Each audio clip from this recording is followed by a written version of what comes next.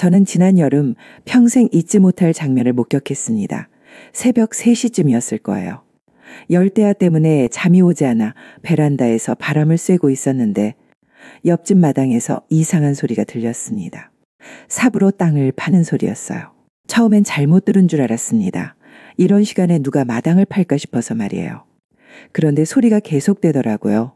조심스럽게 베란다 난간 너머로 내려다보니 옆집 이순자 할머니께서 달빛 아래서 무언가를 조심스럽게 묻고 계셨습니다. 할머니는 작은 봉투를 품에 꼭 안은 채 마치 누군가에게 발각될까봐 두려워하듯 주변을 살피면서 땅을 파고 계셨어요.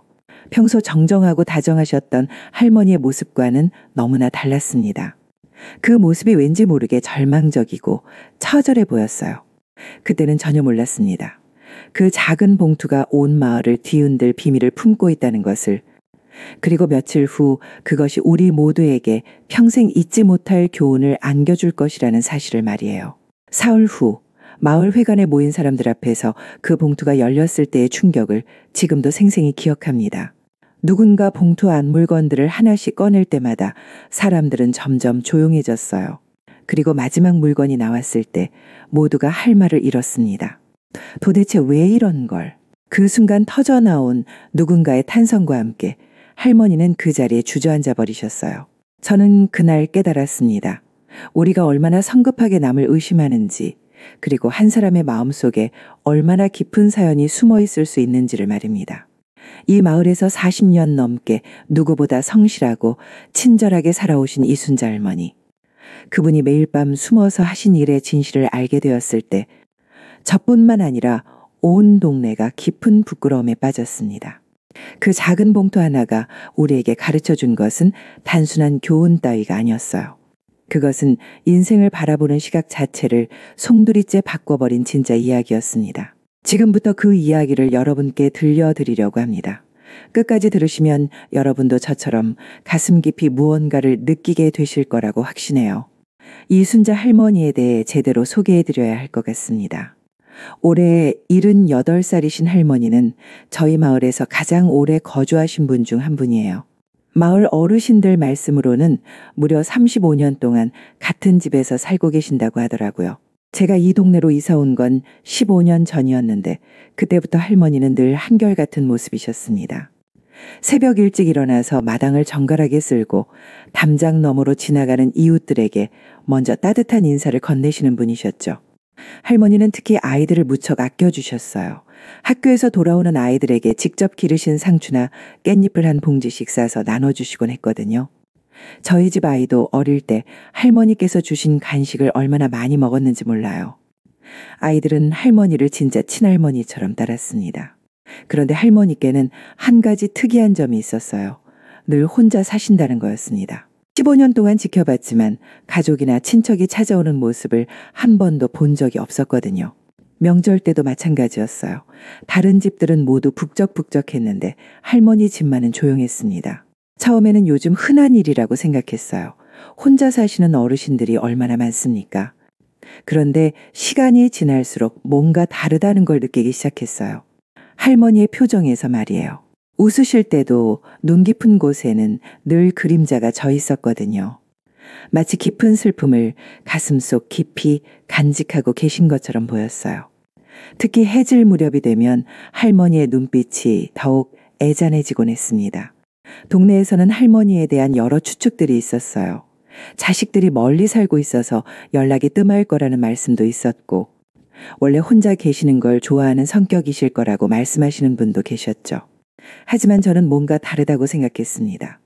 할머니가 집 앞에 혼자 앉아서 하늘을 바라보실 때의 그 표정이 단순한 외로움과는 달랐거든요.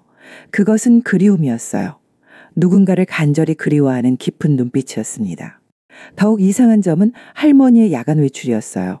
처음에는 저만 눈치챈 줄 알았는데 나중에 알고 보니 동네 사람들도 다들 알고 있더라고요.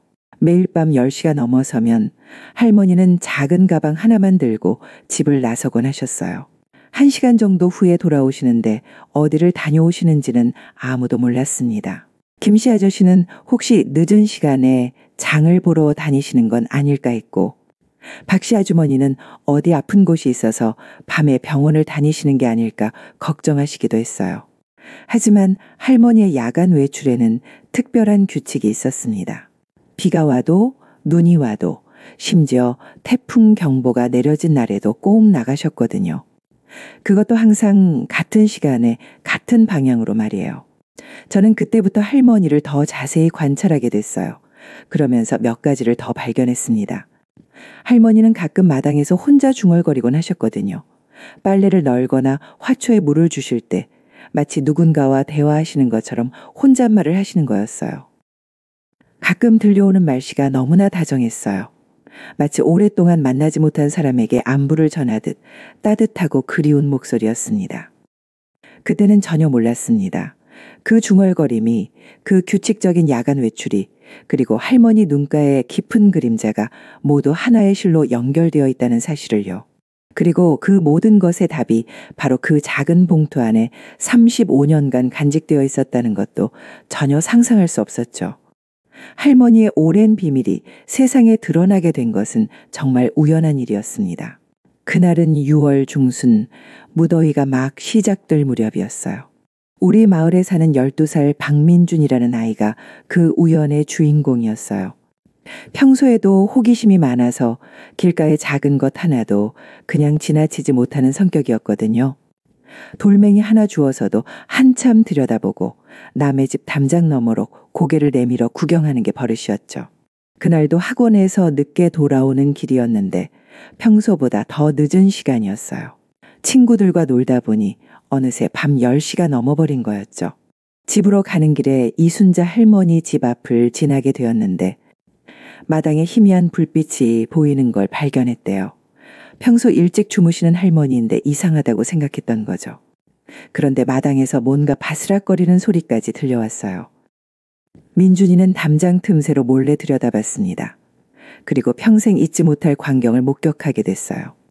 할머니께서 작은 손전등을 켠 채 마당 한 구석에서 조심스럽게 땅을 파고 계셨던 거예요.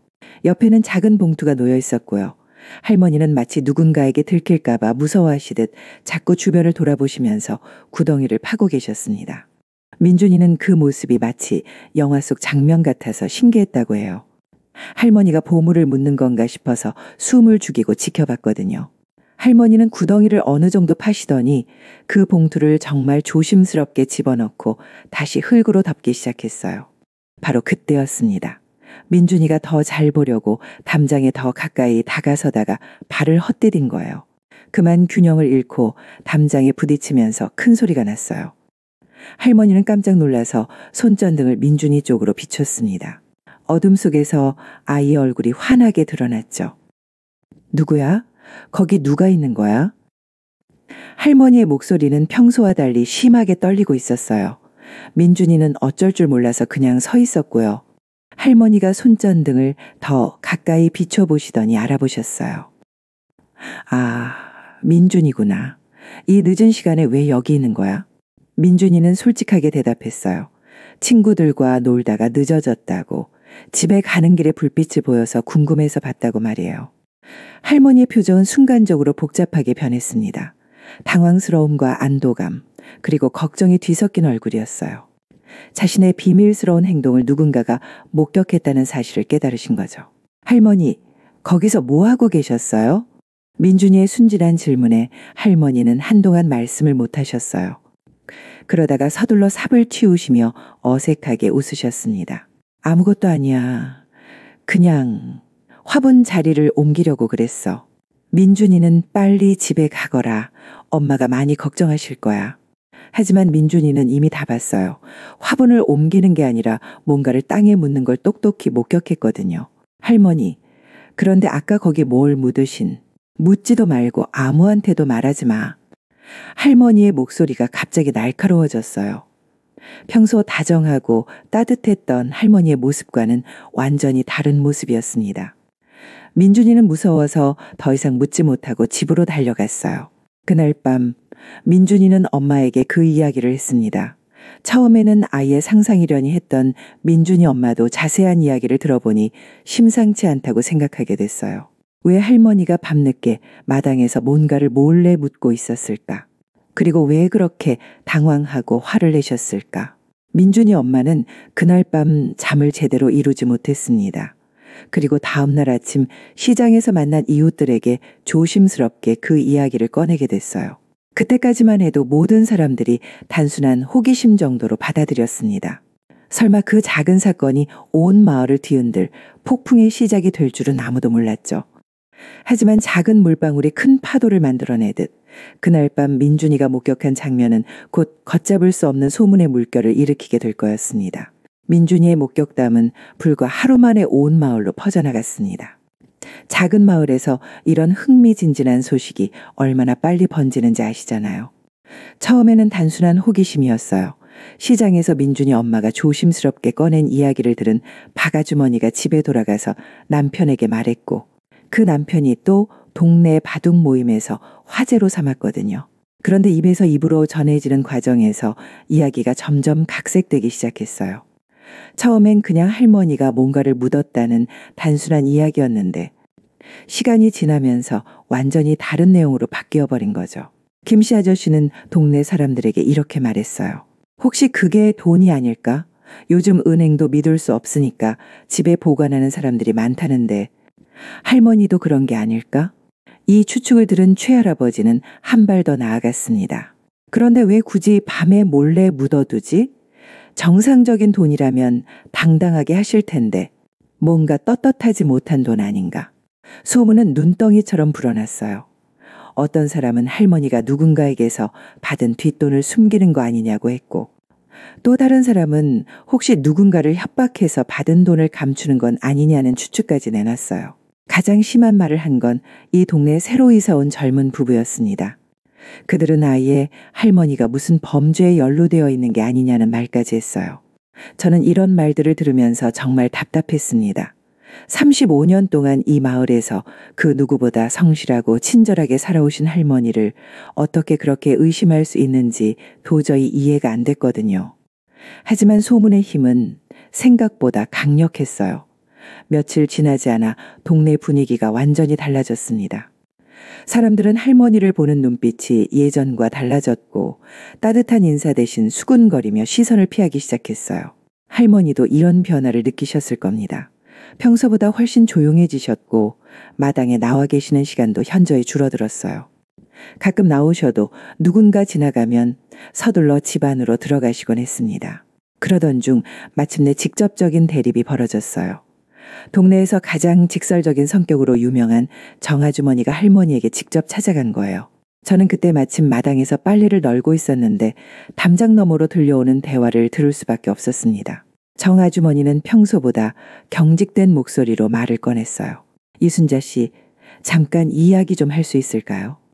할머니는 처음에는 반갑게 맞이하려고 하셨습니다. 어머, 정씨, 무슨 일로 이렇게... 솔직히 말씀해 주세요. 밤마다 마당에서 대체 뭘 하시는 거예요? 정 아주머니의 직설적인 질문에 할머니는 당황하셨어요. 한동안 말을 못 하시더니 어색하게 대답하셨습니다. 그게 그냥 개인적인 일이에요. 개인적인 일이라고 하기에는 너무 의심스럽지 않나요? 온 동네 아이까지 목격했는데 말이에요. 할머니의 목소리가 점점 떨리기 시작했어요. 남의 사생활에 너무 관심 갖지 마세요. 저는 아무에게도 피해 끼친 일이 없어요. 피해를 끼치지 않았다고요? 지금 온 마을이 이 이야기로 시끄러운데요. 그때 할머니의 목소리가 갑자기 단호해졌습니다. 그럼 사람들한테 헛소리하지 말라고 하세요. 저는 잘못한 게 없어요. 정 아주머니는 목소리를 높였어요. 잘못한 게 없으면 왜 숨기세요? 당당하게 말씀하시면 될 텐데 왜 이렇게 감추려고만 하시는 거예요? 할머니는 더 이상 대답하지 않으셨어요. 그냥 고개를 돌리시며 말씀하셨죠. 더 이상 할 말 없어요. 돌아가 주세요. 정 아주머니는 화가 나서 큰 소리로 말했어요. 정말 이상하다니까요. 뭔가 숨길 게 있으니까 이렇게 나오는 거 아니에요? 할머니는 그 말을 듣고 아무 말 없이 집 안으로 들어가 버리셨습니다. 문이 쾅 하고 닫히는 소리가 온 동네에 메아리쳤어요. 그날 이후로 할머니는 거의 집 밖으로 나오지 않으셨습니다. 동네 분위기는 점점 더 나빠졌고 사람들의 의심은 날로 커져만 갔어요. 심지어 경찰에 신고해야 하는 거 아니냐는 말까지 나오기 시작했습니다. 저는 이 모든 상황이 너무나 안타까웠어요. 분명 할머니에게는 할머니만의 사정이 있을 텐데 아무도 그것을 이해하려 하지 않았거든요. 모든 사람이 의심의 눈초리로만 할머니를 바라보고 있었으니까요. 하지만 의심과 추측의 눈덩이는 이미 걷잡을 수 없을 만큼 커져버렸어요. 그리고 그 눈덩이는 곧 더 큰 충돌로 굴러떨어질 상황이었습니다. 상황이 더 이상 방치할 수 없을 정도로 악화된 것은 그 충돌이 있고 일주일 후였습니다. 할머니에 대한 의심과 추측은 날이 갈수록 더해만 갔고 할머니는 완전히 집안에만 틀어박혀 지내셨어요. 그런 가운데 동네 이장인 김 회장님이 결단을 내리셨습니다. 평소 마을 일에 누구보다 적극적이고 책임감이 강한 분이셨거든요. 김 회장님은 저에게 이렇게 말씀하시더라고요. 이래서는 안 되겠네. 마을이 이렇게 어수선한데 그냥 둘 순 없잖나. 그날 저녁 김 회장님은 몇 명의 동네 어른들과 함께 할머니 집으로 향했습니다. 저도 걱정이 되어서 멀찍이 따라갔어요. 할머니는 처음에는 문을 열어주지 않으셨습니다. 하지만 김 회장님이 정중하면서도 끈질기게 설득하자 마침내 문을 여셨어요. 할머니의 얼굴은 지난 일주일 동안 많이 초췌해져 있었습니다. 김 회장님과 동네 분들은 할머니와 한참 대화를 나누었어요. 하지만 할머니는 끝까지 자신의 행동에 대해 구체적으로 말씀해 주지 않으셨습니다. 그러자 김 회장님이 최후 통첩 같은 제안을 하셨어요. 할머니가 직접 말씀해 주시지 않는다면 동네 사람들이 직접 확인해 볼 수밖에 없다는 거였습니다. 이순자 씨, 정말 마지막으로 한 번 더 물어보겠어요. 마당에 묻어두신 게 뭔지 말씀해 주실 수 없나요? 할머니는 오랫동안 고민하시더니 결국 고개를 저으셨어요. 말할 수 없어요. 그때 김 회장님이 무거운 한숨을 쉬며 말씀하셨습니다. 그럼 어쩔 수 없이 우리가 직접 확인해 봐야겠어요. 다음 날 오후 동네 사람들이 할머니 집 마당에 모였습니다. 할머니는 방 안에서 나오지 않으셨어요. 창문 너머로 보이는 할머니의 뒷모습이 말할 수 없이 쓸쓸해 보였습니다.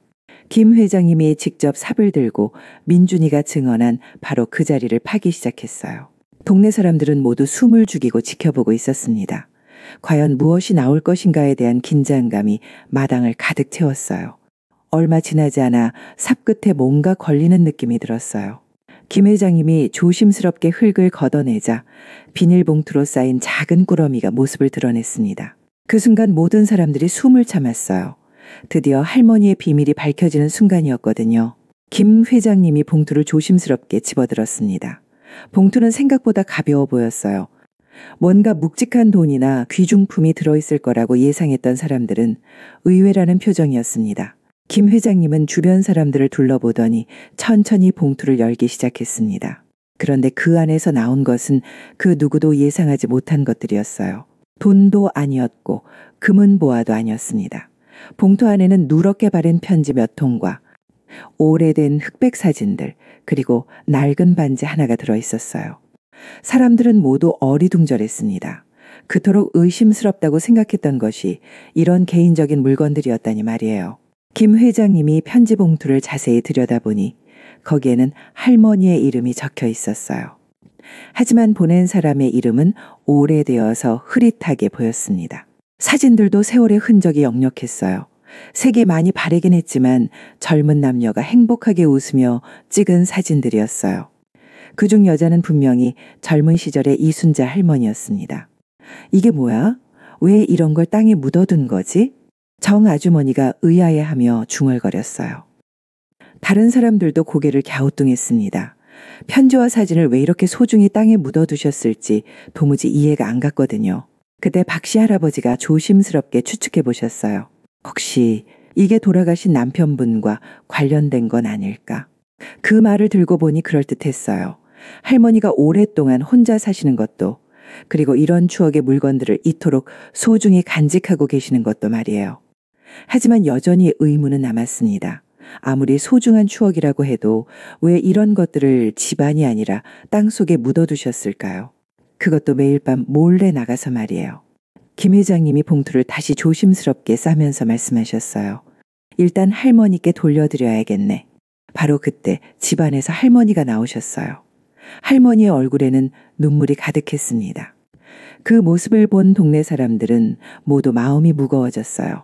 할머니는 떨리는 손으로 봉투를 받으시며 한마디 말씀하셨습니다. 이제 다 끝났구나. 그 짧은 한마디에 담긴 체념과 슬픔이 모든 사람들의 마음을 아프게 했어요. 하지만 사람들의 궁금증은 오히려 더 커졌습니다. 이 편지와 사진들이 정확히 무엇인지, 그리고 왜 할머니가 이것들을 이렇게 애절하게, 그리고 비밀스럽게 간직하고 계시는지 아직도 아무도 몰랐거든요. 진짜 이야기는 이제부터 시작될 예정이었습니다. 할머니가 봉투를 받아 안으신 그 순간 저는 더 이상 지켜볼 수만은 없다고 생각했습니다. 다른 사람들이 모두 돌아간 후 저는 용기를 내어 할머니께 조심스럽게 다가갔어요. 할머니, 괜찮으세요?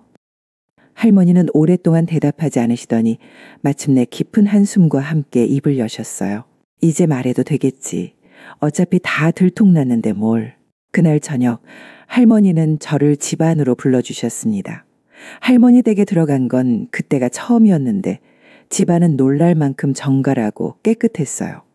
하지만 어딘지 모르게 깊은 외로움이 느껴지는 공간이었습니다. 할머니는 따뜻한 차를 한 잔 끓여주시더니 그 봉투를 테이블 위에 소중히 올려놓으셨어요.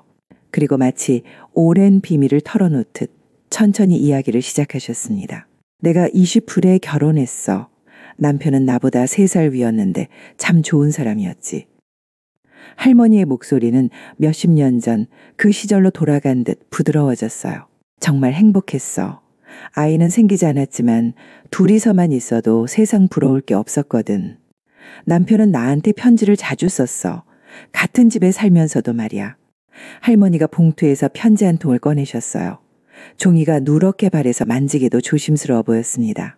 이 편지들은 다 남편이 나한테 쓴 거야. 결혼 기념일마다, 내 생일마다, 그냥 평범한 화요일에도. 내겐 이 편지들이 온 세상의 보물보다 소중했어. 저는 조용히 할머니의 이야기에 귀를 기울였습니다. 할머니는 편지를 가슴에 꼭 안으시며 계속 말씀하셨어요.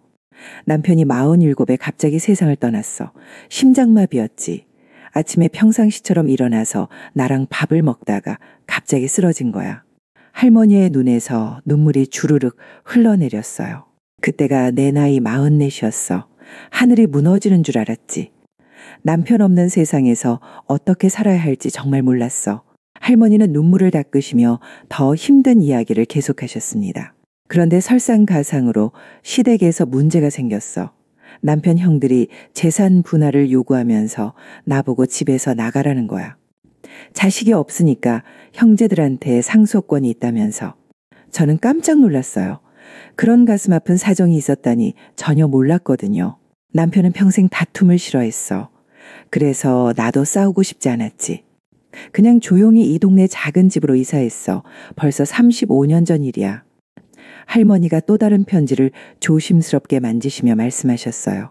이사할 때 남편 물건들을 다 정리해야 했어. 옷도, 책도, 모든 걸 다 버려야 했지. 하지만 이 편지들만은 절대 버릴 수 없었어. 이게 남편이 나한테 남겨준 유일한 증거였거든. 그런데 할머니의 다음 말씀이 저를 더욱 놀라게 했습니다. 그런데 몇 년 전부터 기억력이 나빠지기 시작했어. 자꾸 깜박깜박하고 어디에 뭘 뒀는지 기억 못하는 일이 많아진 거야. 할머니는 떨리는 손으로 사진을 어루만지시며 이어서 말씀하셨어요. 그래서 무서워지기 시작했지. 내가 언젠가 치매에 걸려서 모든 걸 다 잊어버리면 이 소중한 편지들까지 잃어버리는 건 아닌지 말이야. 실수로 버리거나 어디에 뒀는지 까먹을까봐.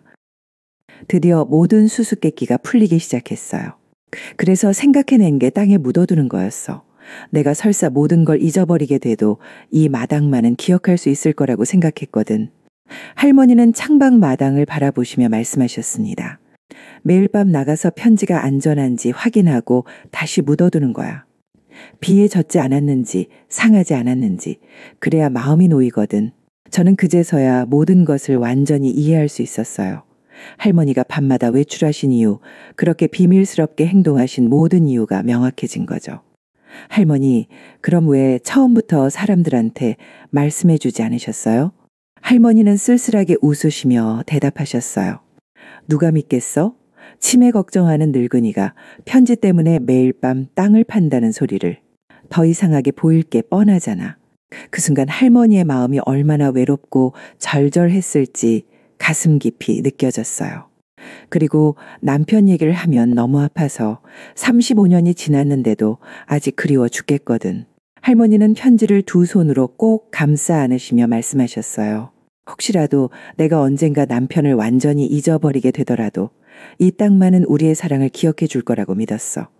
이 편지들이 여기 묻혀 있는 한 우리 사랑도 계속 살아있을 거라고. 그날 밤 저는 집에 돌아가서 한참을 울었습니다. 할머니의 변함없는 사랑과 깊은 그리움, 그리고 혼자서 감당해야 했던 치매에 대한 두려움이 얼마나 절절한지 뼈저리게 느꼈거든요. 우리는 할머니를 의심하고 손가락질했지만 정작 할머니는 이 세상에서 가장 순수하고 아름다운 일을 하고 계셨던 거예요. 그것도 아무도 모르게 혼자서 조용히 말입니다. 할머니의 진실을 알게 된 다음 날 저는 온 마음을 담아 동네 사람들에게 할머니의 진짜 이야기를 전해드렸습니다. 처음에는 믿기 어려워하시던 분들도 자세한 설명을 듣고는 모두 깊은 부끄러움에 빠지셨어요. 특히 할머니께 가장 직설적으로 따졌던 정아주머니는 그날 밤 한숨도 못 주무셨다고 하더라고요. 다음 날 이른 아침부터 할머니 댁을 찾아가서 무릎까지 꿇고 사과드렸다는 이야기를 들었습니다. 김 회장님도 마찬가지셨어요.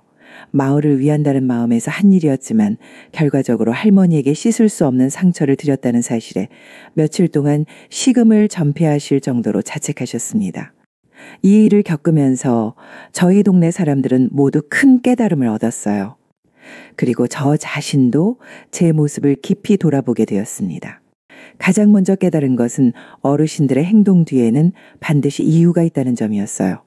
저희는 할머니가 밤마다 마당에서 뭔가를 하시는 모습을 보고 단순히 이상하다고만 생각했습니다. 하지만 할머니에게는 그렇게 할 수밖에 없는 절박한 이유가 있었던 거죠. 치매에 대한 공포, 평생 간직해온 소중한 추억을 잃을 수도 있다는 불안감이 할머니를 그런 행동으로 이끌었던 것이었어요. 이후로 저는 어르신들의 특이해 보이는 행동을 목격하더라도 성급하게 판단하지 않게 되었습니다. 대신 그 행동 뒤에 숨어 있을 수 있는 깊은 사연을 먼저 생각해 보게 되었어요. 오랜 세월을 살아오시면서 쌓인 경험과 상처들이 그런 행동으로 나타나는 것일 수도 있으니까요. 두 번째로 느낀 것은 겉으로 보이는 모습만으로 사람을 판단해서는 안 된다는 교훈이었습니다. 할머니의 행동은 분명 수상해 보였어요. 밤늦게 몰래 뭔가를 묻고 사람들이 물어봐도 대답을 회피하시고 어떻게 보면 정말 뭔가 떳떳하지 못한 일을 하시는 것처럼 보였거든요. 하지만 실제로는 완전히 반대였어요. 할머니는 세상에서 가장 순수하고 아름다운 일을 하고 계셨던 거죠. 돌아가신 남편에 대한 변함없는 사랑을 지키려는 그 누구도 비난할 수 없는 숭고한 일이었던 겁니다. 저는 이 일 이후로 사람을 평가할 때 훨씬 신중해졌어요. 특히 나이 드신 분들의 경우에는 더욱 그렇습니다. 긴 세월을 살아오시면서 겪으신 사연들이 얼마나 복잡하고 깊을지 헤아릴 수 없으니까요. 세 번째 깨달음은 그리움도 삶을 지탱하는 강한 힘이 될 수 있다는 사실이었습니다. 처음 할머니 이야기를 들었을 때는 단순히 안타깝기만 했어요. 35년이나 지났는데 아직도 돌아가신 남편을 그리워하시는 모습이 안쓰러웠거든요. 차라리 잊고 새로운 삶을 시작하시면 어떨까 하는 생각도 들었고요. 하지만 시간이 지나면서 생각이 완전히 바뀌었어요. 할머니에게 그 그리움은 단순한 슬픔이 아니었던 거예요. 그것은 할머니를 살아가게 하는 원동력이었고 존재하는 이유였던 겁니다. 남편에 대한 사랑과 그리움이 있었기 때문에 할머니는 35년이라는 긴 세월을 혼자서도 견뎌낼 수 있으셨던 거죠. 그 편지들을 보살피고 지키는 일이 할머니에게는 삶의 목적이자 의미였던 겁니다. 네 번째는 진정한 소통의 중요성에 대해서였어요. 만약 할머니가 처음부터 자신의 사정을 솔직히 털어놓으셨다면 어땠을까요? 아니면 우리가 좀 더 따뜻하게 다가가서 할머니의 마음을 열 수 있었다면 어땠을까요? 분명 이런 오해와 상처는 생기지 않았을 거예요. 할머니도 혼자서 모든 짐을 지고 가지 않으셔도 됐을 테고 우리도 할머니를 의심하며 괴로워하지 않았을 테니까요. 저는 이 일 이후로 이웃들과 더 자주, 더 진심을 담아 대화를 나누려고 노력하고 있어요. 특히 혼자 사시는 어르신들께는 더욱 세심한 관심을 갖고 안부를 여쭤보게 되었습니다. 5번째는 공동체가 가진 치유의 힘에 대한 깨달음이었어요. 이번 일을 통해 우리 동네는 오히려 훨씬 단단해졌어요. 할머니에 대한 미안함과 반성이 서로를 더 깊이 이해하고 배려하려는 마음으로 승화되었거든요. 김 회장님은 이후로 동네 어르신들의 안부를 더 자주 살피시게 되었고, 정 아주머니는 할머니께 정성스럽게 만든 반찬을 거의 매일 갖다 드리기 시작했어요. 다른 분들도 각자의 방식으로 할머니를 보살펴 드리고 계십니다. 할머니도 서서히 마음의 문을 여시기 시작했어요. 이제는 동네 사람들과 함께 차 한잔 마시며 옛날 이야기를 들려주시기도 하고, 가끔은 젊은 시절 남편과의 추억담을 나누어 주시기도 해요. 마지막으로 이 모든 일을 통해 우리 조상들이 남겨주신 지혜로운 말씀을 새삼 깨닫게 되었습니다. 겉모습만 보고 속을 재단하지 마라. 이 말씀이 얼마나 깊고 소중한 가르침인지 이번 일을 겪고 나서야 비로소 제대로 알 수 있었어요. 사람은 누구나 자신만의 사연을 가지고 살아갑니다. 특히 오랜 세월을 살아오신 어르신들은 더욱 그렇죠. 그 사연들이 때로는 이해하기 어려운 행동으로 드러날 수도 있어요. 하지만 그럴 때일수록 성급하게 판단하지 말고 먼저 이해하려는 마음을 가져야 한다는 것을 배웠습니다. 그리고 혼자 외롭게 지내시는 어르신들에게 더 많은 관심과 따뜻함을 보여드려야 한다는 것도 깨달았어요. 할머니의 작은 봉투는 우리에게 인생에서 가장 소중한 교훈을 안겨주었습니다.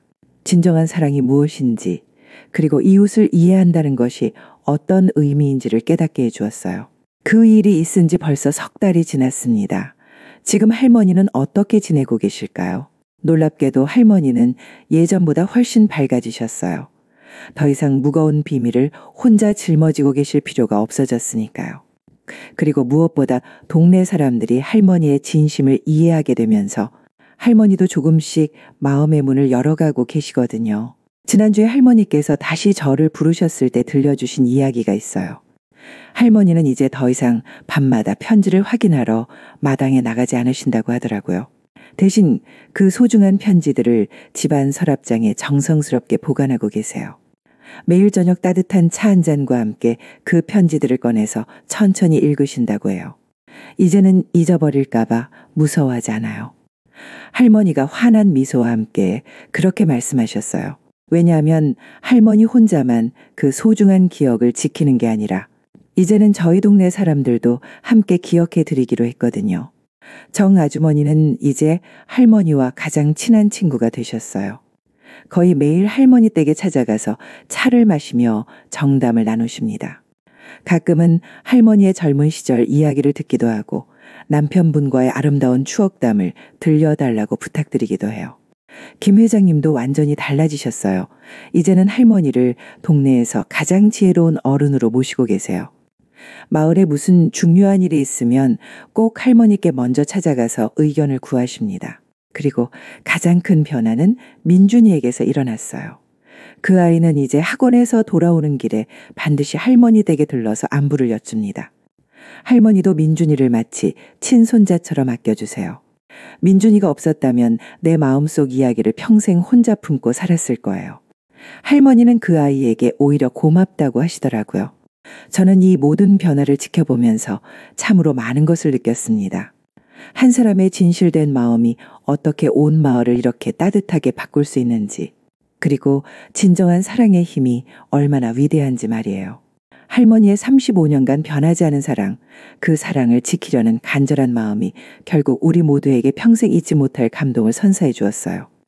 그것도 할머니 혼자만 받은 선물이 아니라 우리 모두가 함께 나누게 된 귀한 선물이었죠. 이제 우리 동네에서는 할머니의 이야기가 아름다운 전설처럼 전해지고 있어요. 새로 이사 온 분들에게도 할머니 이야기를 들려드리면서 진정한 사랑이 무엇인지, 그리고 이웃을 이해한다는 것의 진짜 의미가 무엇인지 함께 나누고 있습니다. 할머니는 얼마 전에 제게 이런 말씀을 하셨어요. 사람은 떠나도 마음은 영원히 남는 법이에요. 우리 남편도 몸은 하늘나라에 있지만 사랑은 여전히 내 곁에서 숨쉬고 있거든요. 그리고 이제는 동네 분들도 그 사랑을 함께 기억해 주시니까 더욱 든든해졌어요. 그 말씀을 들으니 제 가슴이 뜨거워졌어요. 할머니의 사랑이 이제는 할머니만의 것이 아니라 우리 모두의 소중한 자산이 되었다는 생각이 들었거든요. 작은 봉투 속에 담겨 있던 것은 단순한 편지와 사진이 아니었어요. 그것은 시간이 흘러도 결코 변하지 않는 진실한 사랑의 증명서였고, 한 사람이 다른 사람을 얼마나 깊이 사랑할 수 있는지 보여주는 살아있는 기록이었던 거죠. 그 작은 봉투가 우리에게 가르쳐준 가장 소중한 교훈은 사랑하는 마음을 표현하는 데 부끄러워하지 말라는 것이었어요. 할머니처럼 35년이 지나도 변함없이 한 사람을 사랑할 수 있다면 그것이야말로 이 세상에서 가장 아름다운 일이 아닐까요? 이제 저는 여러분께 조용히 물어보고 싶습니다. 혹시 여러분도 할머니처럼 누군가를 깊이 그리워하고 계신가요? 그 소중한 그리움을 표현하는 여러분만의 특별한 방식이 있나요? 어떤 분은 편지를 쓰실 수도 있고 어떤 분은 오래된 사진을 보며 추억에 잠기실 수도 있겠죠. 또 어떤 분은 그분이 좋아하셨던 음악을 들으시거나 함께 다녔던 추억의 장소를 찾아가실 수도 있을 거예요. 그리움을 표현하는 방법은 사람마다 모두 다르지만 그 마음만은 똑같을 거라고 생각해요. 사랑했던 사람을 잊지 않으려는 마음, 그분과의 소중한 추억을 가슴 깊이 간직하려는 마음 말이에요. 할머니의 이야기가 여러분에게도 작은 위로와 용기가 되었으면 좋겠습니다. 그리고 주변의 할머니처럼 혼자서 그리움을 품고 사시는 분들이 계시다면 따뜻한 관심과 이해의 손길을 내밀어 보시면 어떨까요? 때로는 작은 관심 하나가 누군가에게는 세상을 바꾸는 큰 힘이 될 수 있으니까요. 마지막으로 여러분의 소중한 이야기도 듣고 싶습니다. 여러분은 사랑하는 사람을 어떤 방식으로 기억하고 계신가요? 댓글로 여러분의 진심을 나눠주시면 저도 그 하나하나를 소중히 읽어보겠습니다.